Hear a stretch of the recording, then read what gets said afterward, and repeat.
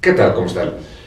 Mi nombre es Andrés Gómez y el día de hoy llevaremos a cabo, a través de este espacio, la clase de psicología social, nada más y nada menos. Entonces, hablaremos de esta condición.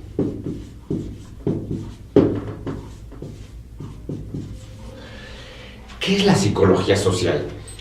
Esta materia, requiere que quienes la observen cuenten con algunos antecedentes sobre qué es la psicología. Gente nos imparte en el primer cuatrimestre, sí es de los iniciales, pero sí plantearía o precisaría que se contara con algunas condiciones previas. Bueno, la psicología social es uno de los campos predominantes de la psicología. Recuerden que hay muchas maneras de clasificar, o distintas clasificaciones, distintas clasificaciones de la psicología, y los campos predominantes suelen ser los siguientes, ¿no? Quizá el más conocido sea la psicología clínica, ¿no? La educativa, por supuesto, la industrial y la social. No la pongo al final como una condición de que el valor sea menor, sino para cuestiones, digamos, de entender el desarrollo de lo que estamos hablando. Entonces, la psicología clínica, como recordarán, pues aborda todo aquello que tiene que ver con lo que se conoce como la salud mental, el bienestar emocional y cognitivo de los sujetos. Entonces, es quizá la más, yo le llamo de manera jocosa, la más taquillera. Es la que más se conoce, la que incluso más representa, por lo menos en el imaginario social, la profesión de psicólogo, ¿sí? O sea, cree que todos los que somos psicólogos atendemos pacientes, niños, adultos, parejas, así nos imaginan. No siempre es así, esto es solo un área muy concreta. Recuerden, aquí estamos visualizando la psicología social como uno de los campos predominantes, ¿sí?, de la psicología. Campos predominantes.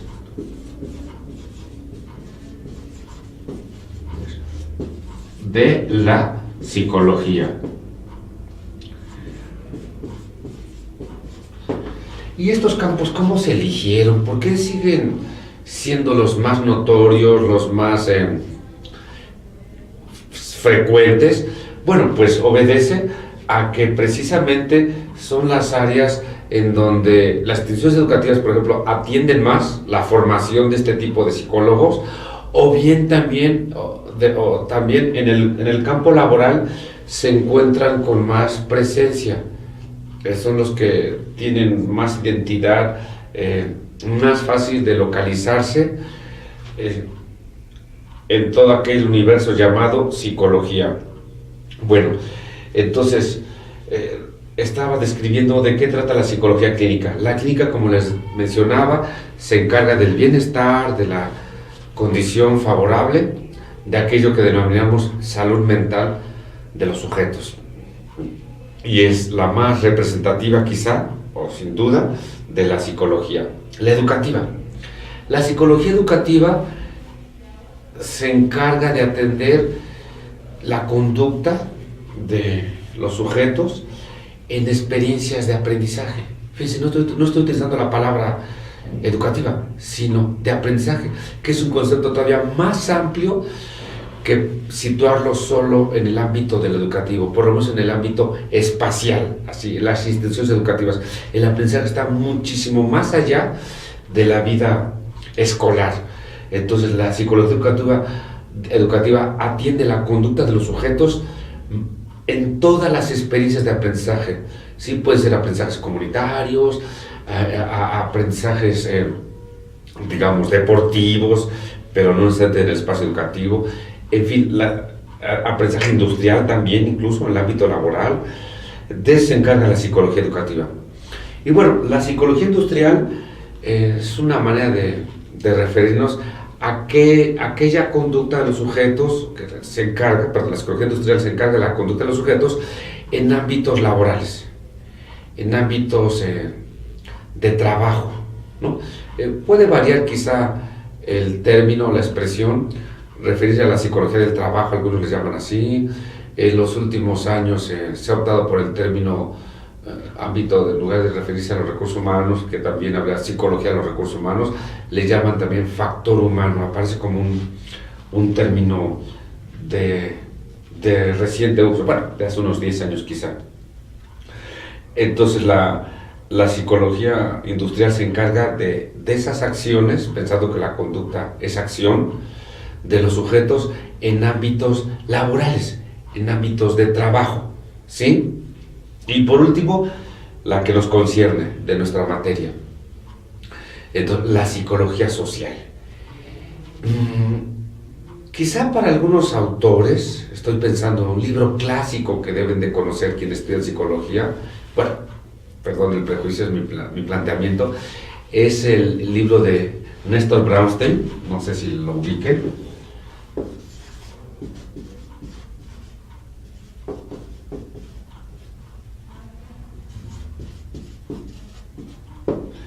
Junto con otros autores. Bueno, son otros. Y otros. Es que nosotros acostumbramos por la expresión para referirnos y otros. Brownstein, Néstor y otros, en donde planteamos, donde este autor propone o hace un señalamiento muy importante. Hay un capítulo que se refiere justamente a la psicología social, donde dice, ¿para qué hablamos de psicología social? No es redundante, no es un pleonasmo. En lógica se utiliza la palabra tautología. Hablar de psicología social no es una tautología, es decir, porque todo sujeto, toda acción, o sea, toda conducta es social, no salió porque sí. Se sintetiza en el sujeto, se representa en el individuo, pero el sujeto es fundamentalmente un ser social, un ser que se construye junto a otros, ante otros y por otros, y en algunos casos pese a otros. Entonces, Brownstein hace una provocación. El libro, no les di el título, perdón, se llama Psicología, Ideología y Ciencia. Psicología, es un clásico, no es nuevo, Psicología, Ideología y Ciencia. Está editado por Siglo XXI, la editorial Siglo XXI. Entonces, lo que reflexiona Brownstein es una especie de objeción en su mirada reflexiva, que la psicología, o sea, referirse o darle un plano de exclusividad, atender la conducta junto a otros, es resultado de algo que quizá no sea necesario plantearlo, porque toda acción, todo sujeto es fundamentalmente una construcción social. Los sujetos nos hacemos, nos desarrollamos, nos formamos junto a otros. No salimos de la nada. Todo el tiempo estamos siendo influidos. A cada rato estamos siendo impactados por lo que otros nos han servido de modelo, de imagen, para ser lo que somos y quienes somos. Bueno, entonces quiero decir que pese a este señalamiento, esta objeción de Néstor Brownstein sobre si hablar de psicología social en gran medida es redundar, es un pleonasmo, es una tautología, como él dice, quizá lo podemos responder con el hecho de decir, pues sí, el sujeto es innegablemente un ser social, pero a nosotros lo que nos interesa es cómo ese ser social se elabora, actúa junto a otros. Claro que existe una individualidad, una particularidad del sujeto que se modifica, que responde a la presencia de otros. Por ejemplo, imaginemos que podemos alimentar un pollito así, un crío chiquito, y le colocamos ahí su maíz, las cosas que ellos comen. El pollito está comiendo con cierto ritmo, con cierta actitud, y colocamos ante esa experiencia del pollito un espejo. Invariablemente la conducta del pollito se va a modificar, ¿sí? No sabemos exactamente lo que haría, pero podemos vislumbrar 3 escenarios, por lo menos. El primero es que se sienta amenazado y se retire, ¿no? Él en la figura, la imagen del otro pollito, no sabe que es él. Él ve otro y puede atemorizarse y retirar. Esa es la primera posibilidad.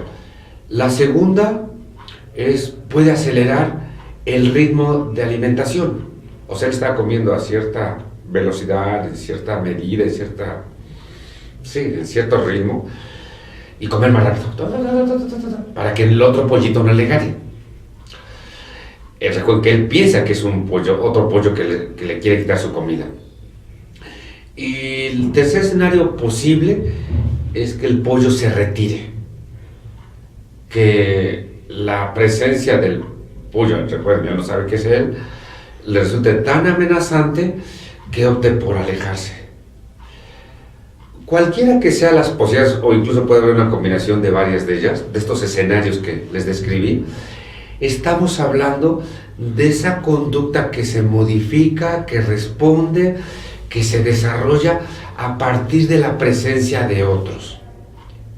Ese es el aspecto central de la psicología social. Cómo el sujeto actúa junto a otros. A eso denominamos justamente el ser social. Como la conducta que se expresa, que se realiza ante la presencia de otros. ¿Me explico? Pero claro, a la psicología social no le basta definir qué es solo la conducta, sino también rastrea en el ámbito de cómo sería el sujeto solito, cómo sería el sujeto de manera individual. Entonces tenemos 3 niveles o dimensiones de atención de la psicología con relación a la conducta humana.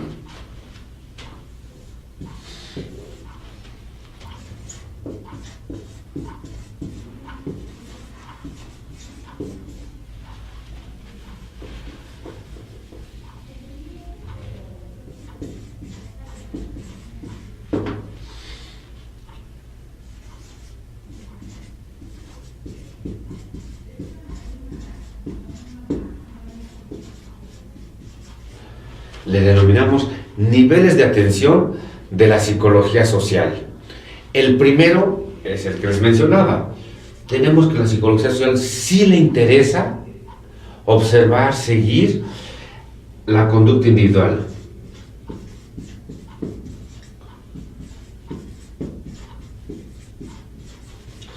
Claro, es el sujeto. Él es Juan, él es Pedro, él es Antonio, Rosa, María. Pero ese ser individual se construye mediante la vinculación, mediante conexiones con otros sujetos. Sí, nosotros, nuestra cultura occidental, le da mucha importancia al individuo, pero ese individuo es mayoritariamente, estructuralmente formado de manera social, es decir, resultado de las influencias de otros sujetos en su vida. Entonces, eso también lo observa la psicología social. El segundo nivel es el interpersonal.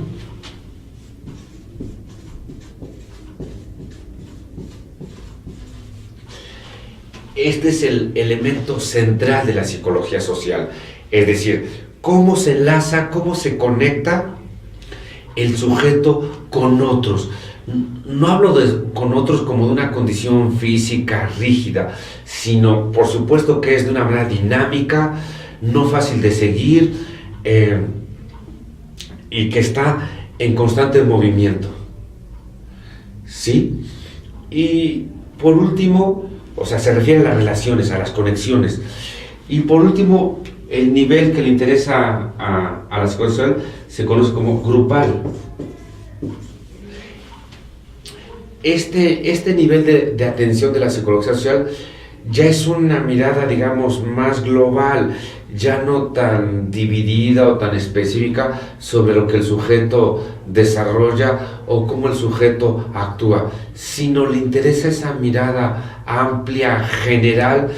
Por ejemplo, cómo reaccionaron las personas ante un acontecimiento inesperado. Digo, estamos en el contexto de los efectos de un sismo, que para ciertas generaciones es algo muy fuerte, muy impactante, y que bueno, vemos diversidad de expresiones, pero la tendencia es mirarla, digamos, si el gobierno, las instituciones tienen que hacer informes, pues dar miradas más bien como globales, ¿no? No es prioritario el elemento central de los individuos ni las conexiones. ¿Me explico? Entonces, la primera parte lo voy a representar en unas condiciones muy sencillas, digamos, lo pondría así, en el individuo, ¿no? La segunda, este individuo que se conecta con otros. Estas relaciones, pondríamos la condición en el vínculo, en las conexiones. Y la tercera lo representaríamos de una manera global, vaya mi circunferencia, pero bueno, ¿no? La tendencia a ver a los sujetos como pertenecientes de un solo elemento, ¿no? Esta sería la mirada grupal del nivel grupal de la psicología social. Esta es interpersonal. De nuevo, el énfasis de la mirada o la mayor atención es en las relaciones, en las conexiones. Y la primera que planteamos es mirar al sujeto solo, ¿sí? Digamos, en esta especie de efectos, consecuencias, en cuanto a que su conducta es resultado de lo que él ha vivido con otros. ¿Me explico? Es el ser social. El ser social que de ninguna manera es posible representarlo en una condición diferente, ausente de lo que él ha vivido. Entonces, bueno, vamos a pensar, el sujeto se hace, el sujeto existe como individuo, el sujeto se encuentra en la capacidad de decidir, por ejemplo, su existencia, su destino. Hay distintos planteamientos filosóficos, morales, de otra disciplina, que insisten mucho en sostener que cada persona es el resultado de sus decisiones.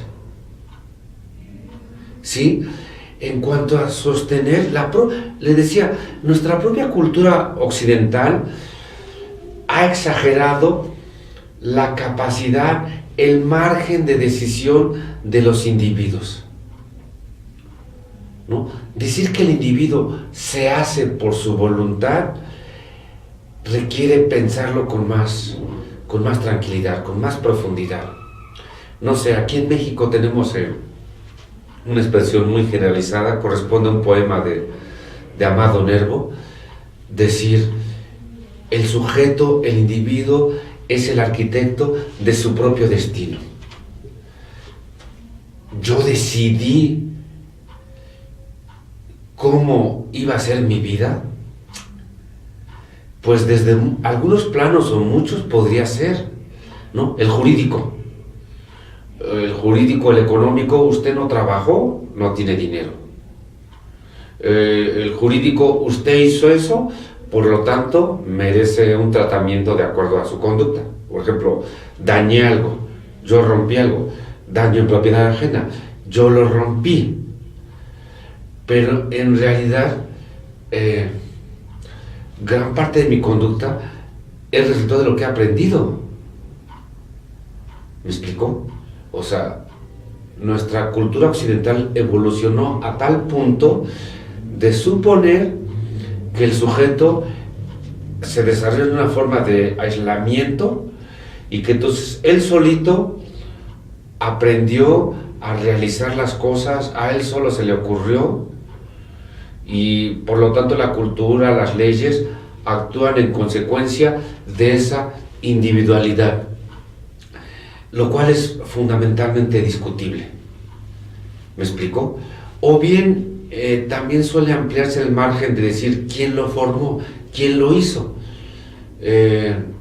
Pasa del individuo entonces a la familia lo hizo. Pues tampoco es suficiente, ¿eh? Los sujetos están expuestos a experiencias, a imágenes, a mensajes muchísimo más allá de la familia. Vean lo que intentaré graficar. Entonces, pensemos que el sujeto nace en un entorno y este primer círculo es la familia, y por lo tanto dirían, el sujeto es resultado de hallarse en este entorno. Esto no es suficiente para pensar cómo nos formamos las personas. Si creemos que la familia es el único lugar, el único medio que influye en el sujeto, estamos incurriendo en una ingenuidad. No es cierto, no es suficiente. Los sujetos nos formamos en múltiples ambientes. Vean, entonces, el sujeto está expuesto a muchos lados, Recuerda, bueno, yo ya me perdí, pero aquí estaba la familia, más o menos en esta línea, que enfaticé con más fuerza en la tinta. Estos lugares, por ejemplo, estos medios, estas condiciones, la familia ya no tiene acceso a ellos. Y por lo tanto, influye en el sujeto sin que la familia se percate, sin que la familia incluso, o participe incluso, desconozca, comparta las experiencias y los mensajes que le llegan al sujeto. Entonces, pensar que la familia es también la base de la formación del sujeto, o incluso, lo que sería más grave, imaginar que es la única fuente de influencia en el sujeto, es muy discutible, Los sujetos desde bebés están expuestos a otras imágenes, y más ahora con la tecnología que tenemos, especialmente la llegada de la red, internet, nos conecta a muchas formas de vida, a otros espacios, a otras prácticas, a otros valores, a otras experiencias, a otros códigos, en donde por supuesto rebasan a la familia. La familia es rebasada, ¿sí? Es rebasada. Entonces, ni el individuo se hace solito, ni la familia es exclusiva como fuente de influencia o de formación del sujeto. Los sujetos nos hacemos por muchos ambientes, por muchas influencias, por muchos mensajes. ¿Me explico? Y esto ya es con relación a este ser social que intentamos explicar cómo se va desarrollando, ¿no? Claro, a veces suponen que hay una condición ya innata, que sin duda las hay, y que predomina de sobremanera en la forma en que es el sujeto. Particularmente en los últimos tiempos, de finales del siglo pasado, el siglo XX, el crecimiento o desarrollo de la genética ha llegado a pensar que los sujetos están muy marcados, determinados por esa genética. Sin embargo, es discutible, al menos lo que se conoce hasta ahora. Creo que la genética, bueno, es un tipo de investigación que se lleva a cabo sin tener mucha difusión, vaya, porque, bueno, la genética, los estudios de genética representan posibles enormes ganancias. El control de enfermedades, en fin, la atención de ciertos padecimientos. Entonces no es algo muy público. Sabemos o intuimos que, bueno, eventualmente dan unos datos, dan alguna información, pero la forma en que ha aparecido es sin duda muy importante, de sostener que los sujetos están entonces ya determinados.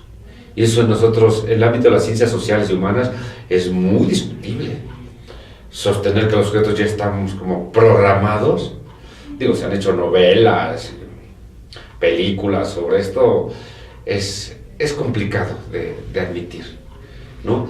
Seguimos pensando que los sujetos somos dinámicos, somos imprevisibles, somos increíblemente variables, ¿no? Estamos viviendo un acontecimiento parecido de hace 32 años. Recuerden, en 1985 hubo un terremoto también muy fuerte aquí en la Ciudad de México, y ahora 32 años después exactamente vuelve, bueno, al menos con el día, vuelve a presentarse uno.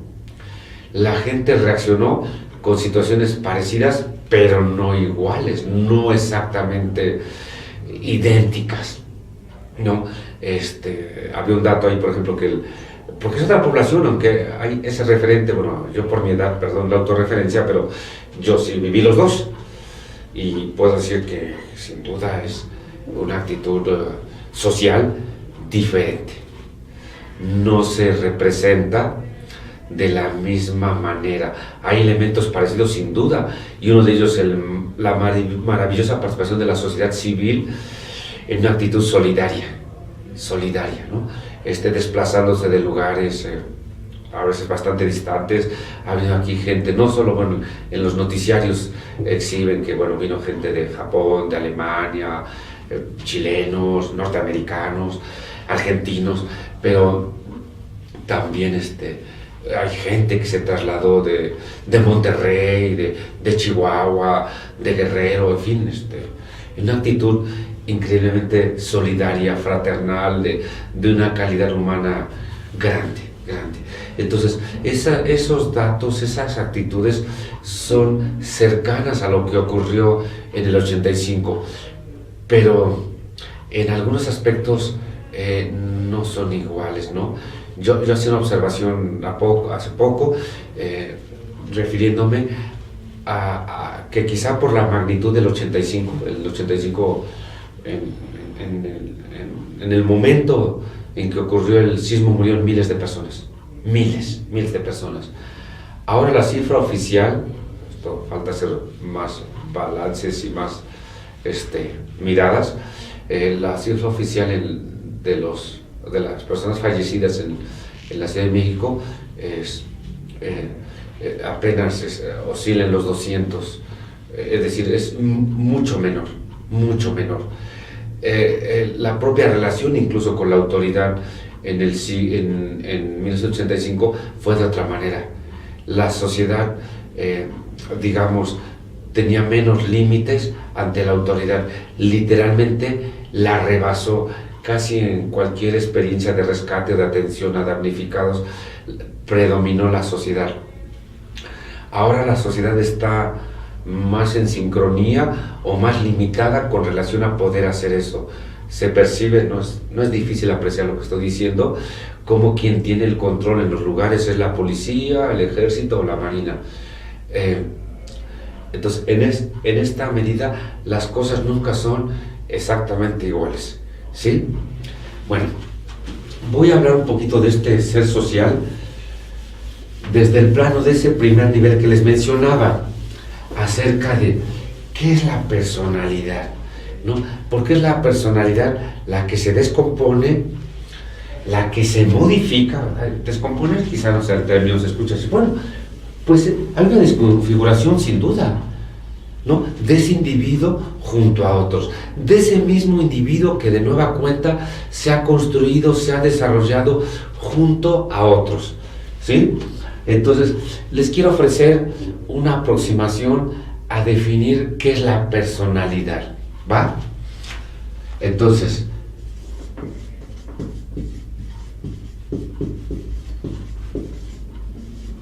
personalidad es un conjunto de rasgos.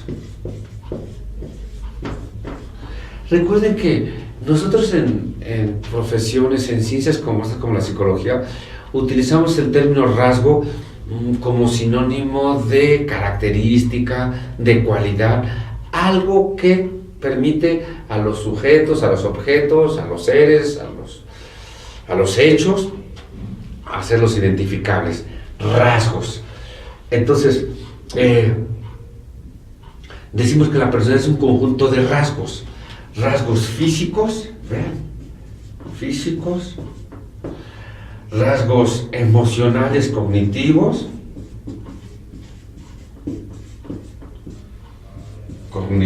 ahora hablamos de cada una de estas cosas, cognitivos y rasgos culturales,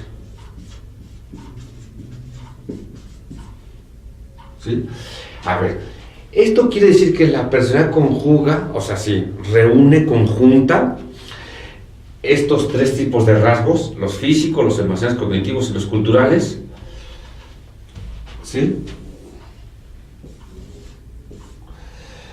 O sea, una vez que está, bueno, la mezcla de estos rasgos, suscitan que cada persona sea única. Por eso hablamos de personalidad como refiriéndonos a una situación irrepetible, ¿sí? Entonces, personalidad es el conjunto de rasgos físicos, emocionales, cognitivos y culturales que hacen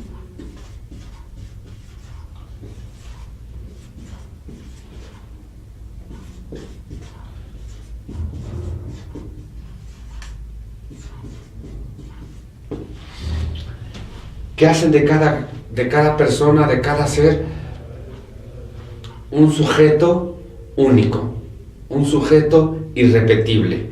No hay más como él. Compartimos rasgos, sin duda. Nos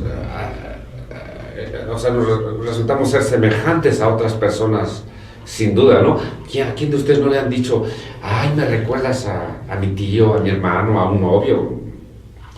Con frecuencia las personas estamos asociando ciertos rasgos, ciertas personalidades a otros, pero plantear que son la misma, no.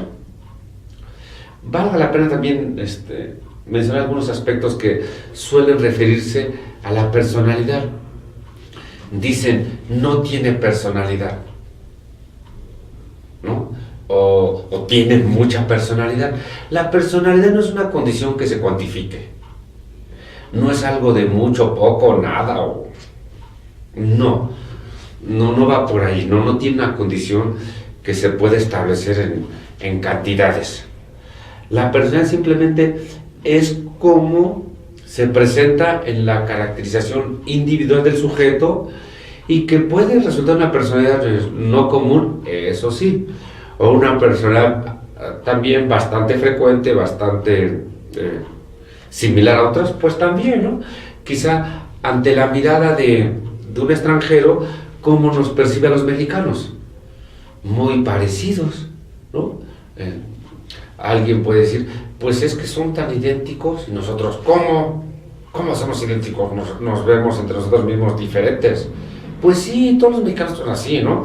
Son morenos, bigote, o sea, no todos. Pero esa es la mirada de quien, en esa nivel que les describía, el grupal suele ver al grupo, a los sujetos como muy parecidos. Pero no es así. ¿De acuerdo? Entonces, ¿ustedes consideran que nuestros rasgos físicos influyen en nuestra manera de ser? Por supuesto. Y no solo por voluntad propia, sino porque también el entorno nos atiende, nos trata, nos actúa con nosotros de acuerdo a nuestras características físicas. No solo en la verbalización de, a ver, tú moreno, tú flaco, tú el chino, tú, bueno, no nos hablan así, pero nos refieren a una característica que supone no es muy frecuente o que nos distingue, esa es la función elemental de una característica, ¿no? Que nos separa de otros. Entonces, los aspectos físicos influyen en la conducta del sujeto, sí, en general sí. Y de nuevo, no es por la voluntad, no es por la decisión del individuo, sino eso se conjuga también con el trato, con los mensajes que recibe el sujeto desde pequeño. Por ejemplo, en el caso mexicano, la población mexicana en general no somos gente que tenga el cabello rubio, no somos gente que tenga los ojos, esto que llaman de colores claros, ¿no? Ojos azules, ojos verdes, no es frecuente en México, ¿no? Esto que llaman ser güero. Entonces, ¿cómo se refiere la sociedad o cómo se va desarrollando un sujeto que en nuestro país, por ejemplo, tiene los ojos azules? Claro, depende de cierta zona, cierto entorno. Hay regiones en Jalisco, hay mucha gente de estas características. En el caso de la Ciudad de México, bueno, es como más propio cuando hay esta frecuencia de ciertos sectores económicos, incluso privilegiados. Y el sujeto actúa en función de cómo se va formando, en función de cómo esa sociedad lo ha significado, ¿no? Y si tiene rasgos físicos, rasgos que la sociedad tenga un nivel de aprecio alto, ¿no? Para armar este concepto que se establece también como belleza, que la sociedad te considere bello, o sea, bonito o poco agraciado, va influyendo en nuestra personalidad, ¿no? Pero recuerden, es un factor no determinante. ¿Qué es determinar? Determinar es que hay ciertas condiciones o características que siempre van a propiciar eso. Eso es lo determinante. Mientras lo separamos, por ejemplo, de otros conceptos como condicionar. Condicionar es también ciertas características, o mejor dicho, factores, condicionar, que pueden o no provocar algo. El hecho de que un sujeto haya crecido, se haya desarrollado en un ambiente de alcoholismo, se consume mucho alcohol, el padre, la madre son alcohólicos y necesariamente hace sujetos alcohólicos, no. Es un asunto de posibilidades. Por eso me refiero a condicionar, es decir, puede o no, ese es condicionar. Hay ciertos factores, existen, son reales y pueden propiciar una conducta. Mientras determinar es también que hay unos factores, pero que necesariamente esos factores van a provocar esa conducta. ¿Me explico? Es complicado plantear un ejemplo, incluso la vida es muchísimo más condicionante, o sea, muchas cosas que nos ocurren o que nos ocurrieron parecieran marcarnos, pero no necesariamente van a estar ahí con nosotros, van a influir en las demás cosas. ¿Sí? ¿Cómo cuáles? Yo pensaría más en un tipo de planteamientos, por ejemplo, cuando tenemos a Piaget, cuando Piaget dice, todos los humanos, digo, si no tiene un daño en el sistema nervioso neurológico, todos los humanos van a llegar al nivel más alto de la inteligencia humana, que son las operaciones formales, Piaget está siendo categórico, dice, todos están determinados a llegar a ese nivel, digamos, de abstracción. Con eso consisten las operaciones formales, es una capacidad alta de simbolizar, de abstraerse. Entonces, para Piaget, todos los humanos vamos a llegar a ese nivel, sí. ¿Eso es una explicación determinante o determinista? Sí, claro. ¿Ocurre? Pues desde el planteamiento de Piaget, sí.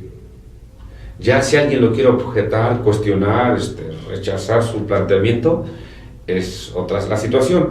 Pero Piaget está diciendo que todos los humanos vamos a llegar, en cuanto seamos adultos, en ciertas condiciones, a tener una capacidad alta de abstracción que ningún otro ser vivo tiene. La complejidad del pensamiento, la complejidad de vivir la vida.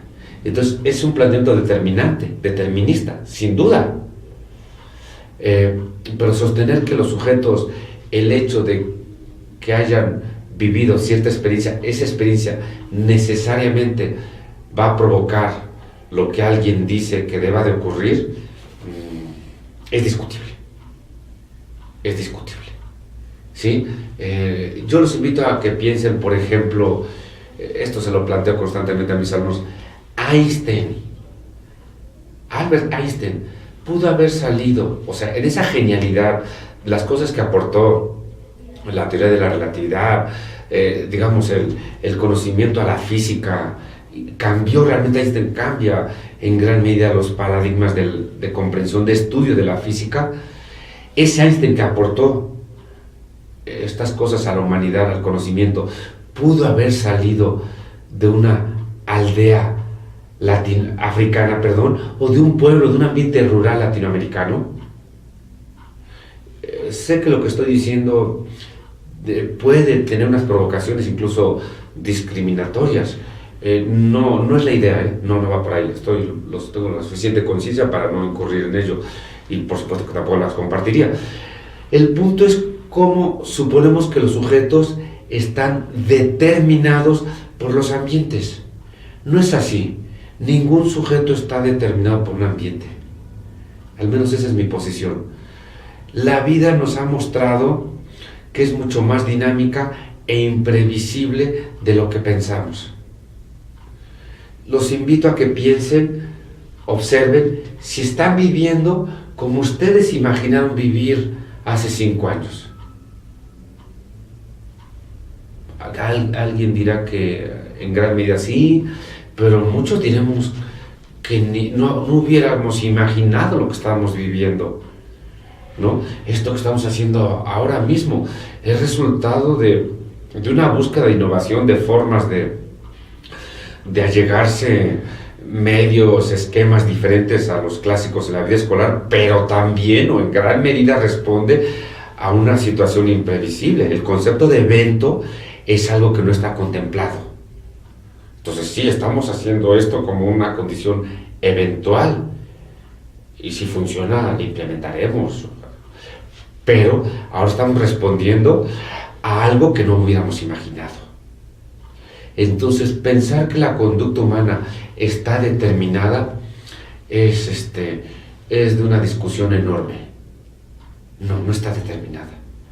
Los sujetos hacemos planes y terminamos en un lugar con mucha frecuencia distante de lo que habíamos previsto e imaginado, incluso por lo que trabajamos, ¿no? Imaginen, juntamos dinero para unas vacaciones, ¿no? Yo quiero conocer tal lugar y nos ponemos a ahorrar, y ese proyecto me lleva 2 años hacerlo. Lo vivo, lo comparto, eventualmente incluso lo disfruto aunque no haya ido. Esto que llamamos que estoy emocionado, que en realidad es la anticipación al hecho. Estoy gozando previamente el hecho. Es posible que cuando ya realice esas vacaciones, ese viaje que había contemplado, me resulte no tan disfrutable, no tan gozoso como lo hubiera imaginado. En general no es así, o sea, es así, perdón, no salen las cosas como las planeamos. Nosotros hacemos algunas medidas, llevamos a cabo algunas acciones, suponiendo que nos dará este resultado, pero generalmente se va por otro camino, ¿sí? Sigue otra ruta, y que bueno, esto es para enfatizar en que el sujeto no está determinado por las experiencias ni por los ambientes. ¿Influyen? Probablemente o posiblemente. Pero decir que porque vivió ese hecho el resto de su vida o gran parte de su vida será de cierta manera es discutible, no lo pierdan de vista. Bueno, entonces, los aspectos físicos, decimos, ¿influyen en la manera de ser el sujeto? Estoy delineando que sí, en gran medida, no de lo determinan, pero influyen sí. Pueden tener un impacto alto, bajo o escaso, pues sí, pero están ahí, generalmente sí. Hablar de generalidades es referirnos, es un concepto estadístico, ¿no? Lo que llamamos tendencia. Frecuentemente ocurre, sí. Entonces, los otros rasgos emocionales cognitivos, ¿a qué se refieren? Son características que los sujetos tenemos. En el caso de las emociones, recuerden que una emoción son estados fundamentalmente sensoriales, eso es muy importante de una emoción, pero no perdurables, ¿no? Yo puedo estar enojado, puedo estar alegre, puedo estar triste, puedo estar angustiado, o sea, con miedo, pero no todo el tiempo voy a estar así. Entonces, hablar de que las emociones caracterizan a los sujetos se refiere fundamentalmente a las emociones que con mayor frecuencia se presentan en los sujetos, no que solo tengan ese tipo de emociones. A veces decimos, mira, esa persona es muy enojona, es enojona, suponiendo que todo el tiempo está enojada. No es cierto. Claro que a ratos estará triste, a ratos estará apacible, o sea, tranquilo, a ratos estará alegre, pero quizá nosotros lo percibimos como enojón, así le llamamos, porque notamos que es frecuente que esté así, pero no es la única emoción que tenga esa persona, ¿de acuerdo? O sea, todos tenemos todas las emociones, pero lo que nos caracteriza ya y que influye en nuestra personalidad es qué tan frecuente cierta emoción es la que está representándonos, ¿no? A veces vemos gente que todo el tiempo está riendo. Claro que no está todo el tiempo riendo, ¿no? No todo el tiempo está alegre. Igual está triste, igual tiene miedo, igual se enfada, pero quizá esa emoción es la que con mayor presencia percibimos en él. ¿Sí? A lo mejor presente los ambientes donde lo vemos, en su trabajo, está muy contento, muy alegre, pero quizá en su casa, ¿no? O otro lado, ya no sea el mismo, ¿no? A veces decimos este concepto popular de que es muy voluble, su conducta varía. Es una presión más bien moral. Los sujetos siempre estamos variando. Si observamos a alguien, el tono de voz, su volumen, cuando habla por teléfono, entonces no es lo mismo, no utilizaré el mismo tono cuando estoy hablando con mi hijo, ¿no? Cuando estoy hablando con mi pareja, cuando estoy hablando con mi jefe de trabajo. Es decir, pareciera que son distintas personas las que están hablando, por el volumen, la actitud, ¿no? O sea, la actitud que implica. Imaginen que yo estoy charlando por teléfono con alguien que me agrada, o incluso que hay la posibilidad de que seamos pareja. Pues yo estoy así, cierro los ojos, casi vuelo, ¿no? Estoy en un placer alto. Pero si estoy hablando con un acreedor, con alguien al cual le debo dinero, estoy así conteniéndome, así improvisando, armando, justificando, y entonces son distintas las emociones, las expresiones que estoy empleando. Entonces, de nuevo, todos tenemos todas las emociones, las experimentamos todas, y hablar de que las emociones nos caracterizan se refiere fundamentalmente a aquellas emociones que tienen mayor presencia en el sujeto. Bien, ¿y a qué se refieren los rasgos cognitivos? Los rasgos cognitivos están más encaminados a la condición de esto que conocemos, lo voy a decir en cuestiones didácticas, de inteligencia. Entonces, rasgos o habilidades cognitivas, funciones cognitivas, puede ser la capacidad de sintetizar, la capacidad de relacionar, la capacidad de analizar, diferenciar los elementos. Ahí sí los rasgos cognitivos nos marcan todavía más diferencias. Recuerden cuando alguna persona los ha asombrado, porque cómo lo organizó así, cómo lo procesó, cómo mantiene tanta información, por ejemplo, la memoria, ¿no? Cómo los vinculó así a muchos programas policíacos donde la gente muy lista resuelve el caso porque asocia cosas. ¿Me explico? Es una función cognitiva y eso la gente lo tiene o lo tenemos de una forma muy particular. O sea, por supuesto, imaginen aquellas personas que pueden resolver una raíz cuadrada de 200 dígitos sin utilizar un lápiz, bueno, sin utilizar en qué graficar, o incluso sin utilizar, por supuesto, calculadora. O sea, es una función cognitiva impresionante, ¿no? O sea, o distintas funciones, mejor dicho, cognitivas. ¿Eso caracteriza a los sujetos? Sí. Entonces, las emociones todos los tenemos y los rasgos de nuestra inteligencia también nos particularizan. Y lo que varía, más bien la cognición, es una variación cuantitativa. O sea, todo el mundo podemos analizar, sí, todo el mundo podemos correlacionar, sí, todo el mundo podemos memorizar, sí, todo el mundo podemos sintetizar, sí, pero hay quienes lo hacen de una manera impresionante. O al contrario, impresionante en los dos sentidos. Ay, ¿por qué no puede hacer eso? ¿No? A veces alguien se puede hasta desesperar. ¿Cómo es que no entendió eso? Pero también nos podemos maravillar cómo lo logran hacer. Sí, gente muy, muy impresionante. Y por último, el rasgo cultural. Los rasgos culturales se refieren a aquellos aspectos que nos han influido en nuestro desarrollo humano, principalmente, ¿no? El idioma es un rasgo cultural, la religión, nuestras costumbres, tradiciones, nuestras prácticas, nuestros valores, nuestra moral principalmente, es un rasgo cultural. ¿Sí? Y que influye en nosotros, por supuesto. O sea, los mexicanos con relación, por ejemplo, a un español, a un norteamericano, tendemos en nuestra sexualidad a ser mucho más contenidos, más pudorosos. Como nos fuimos formando en gran medida por una condición cultural. En gran medida, o sea, puede haber también situaciones muy particulares, pero en gran medida somos más pudorosos. Bueno, con este concepto de personalidad lo que intento decirles es que pese a esta estructura en el sujeto, junto a otros, esta personalidad tiende a modificarse. Claro, de acuerdo a ciertas características, a ciertas condiciones, eso que llamamos nosotros en nuestras ciencias variables, se modifican. Bueno, pues hasta el día de hoy espero que esto les sea útil. Recuerden, les mencionaba el libro de Brownstein, de Psicología, Ideología y Ciencia. Aproximadamente principalmente al capítulo de Psicología Social. Hay muchos planteamientos. Recuerden, en Psicología Social tenemos también un padre de la Psicología Social, que es Kurt Lewin, por ejemplo. Y bueno, espero que esto sea de utilidad y esta es una primera aproximación a la Psicología Social. Muchas gracias por su atención y que tengan bonito día.